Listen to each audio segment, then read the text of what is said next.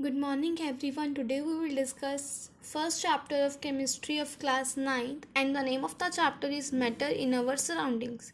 The learning outcomes are matter made up of what are the states of matter, scales of temperature, states of matter in changing and evaporation.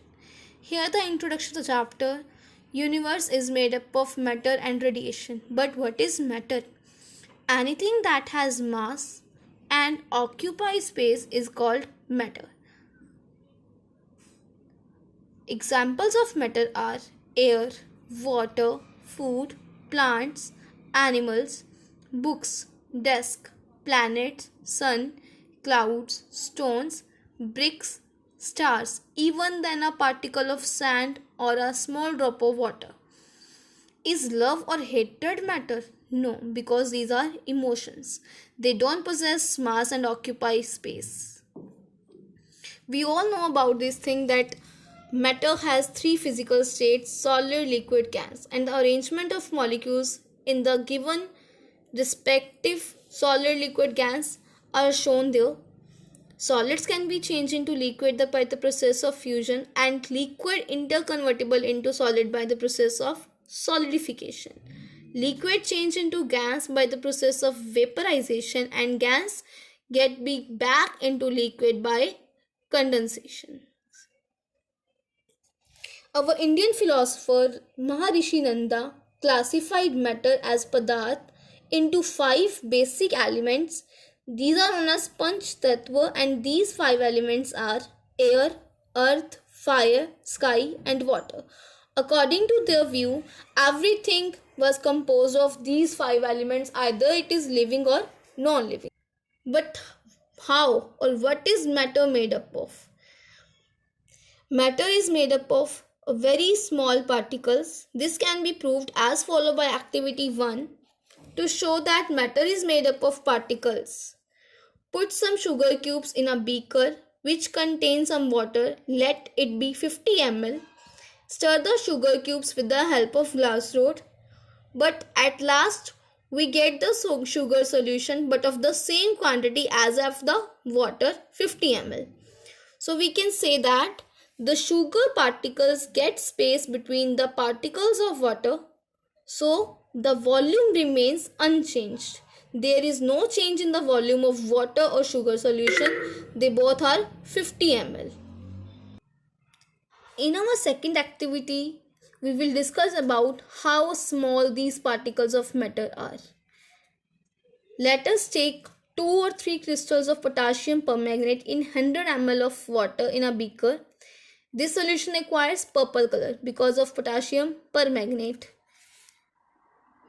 In second step, put 10 ml of solution of potassium permanganate solution in 90 ml of water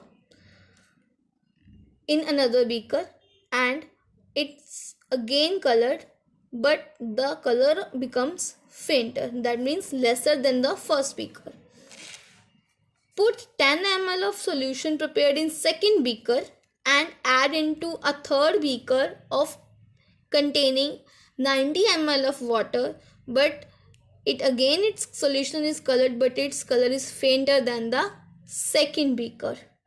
So we can say that as every dilution, that means by adding a large quantity of water, yet color is still visible.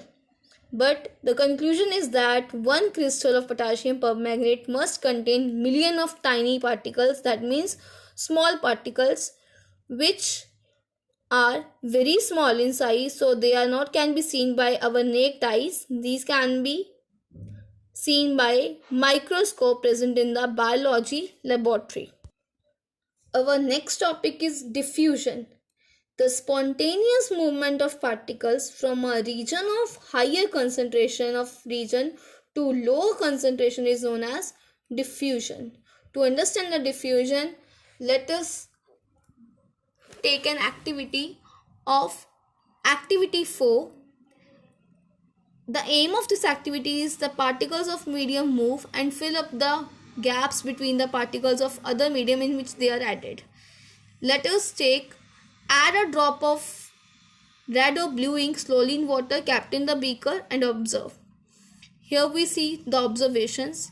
As we add the ink, it can spread into a full solution and the liquids colored.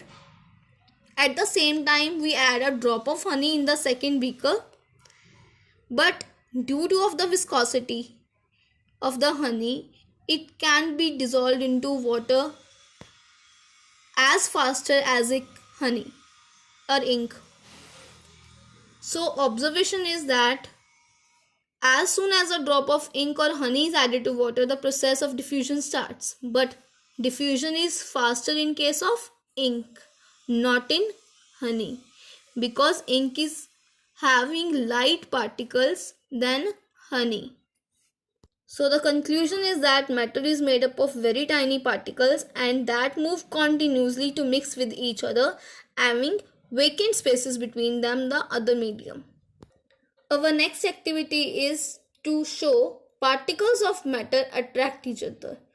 To show this, let us take a procedure, take a rubber band, chalk and iron rod to try to break them by stretching, cutting or hammering.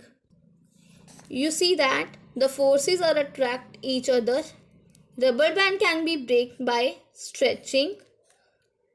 A chalk can be break by hammering, and an iron rod can be cut with the help of hand blade.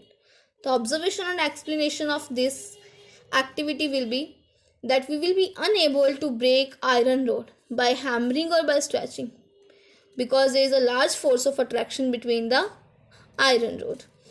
And chalk will break on hammering and rubber band on stretching, showing that force of attraction between the particle of these substances are weaker than that of the iron.